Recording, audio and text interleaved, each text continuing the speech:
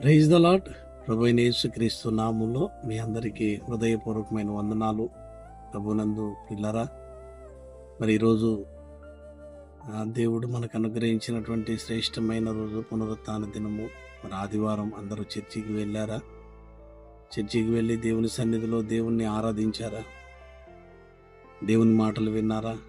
విన్నటువంటి మాటల్ని మీ హృదయాంతరంగాల్లో భద్రపరుచుకొని ఆ మాటలే మన జీవితంలో ప్రార్థనలై ప్రతినిత్యము దేవుని మాటల్ని ప్రార్థనలో జ్ఞాపకం చేసుకుంటూ ఆత్మీయ అభివృద్ధి పొందాలి అని మీ అందరికీ ప్రభు పేరట తెలియపరుస్తూ ఉన్నాం. ఆదివారం ఒక్కరోజు మనం దేవుని సన్నిధిలో గడుపుతాం. మిగిలినటువంటి రోజులన్నీ కూడా లోకంలో మనం జీవించాల్సిన బాధ్యత ఉంది.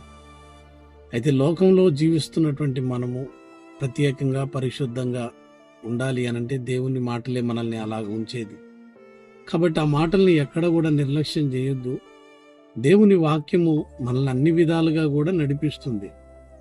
దేవుని మాటలు మనల్ని సరైనటువంటి మార్గంలోనికి తీసుకొని వెళ్తుంది. వాక్యము ద్వారానే మన ఆత్మీయ జీవితాన్ని బలపరుచుకోగలుగుతాం.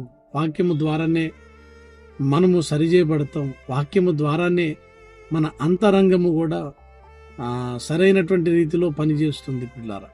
కాబట్టి విన్న వాక్యాన్ని హృదయంలో భద్రపరుచుకొని వాక్యము ద్వారా మీరు నడిపించబడాలి అని ప్రభు పేరట మీకు మనవి చేస్తున్నాను. Praise the lord.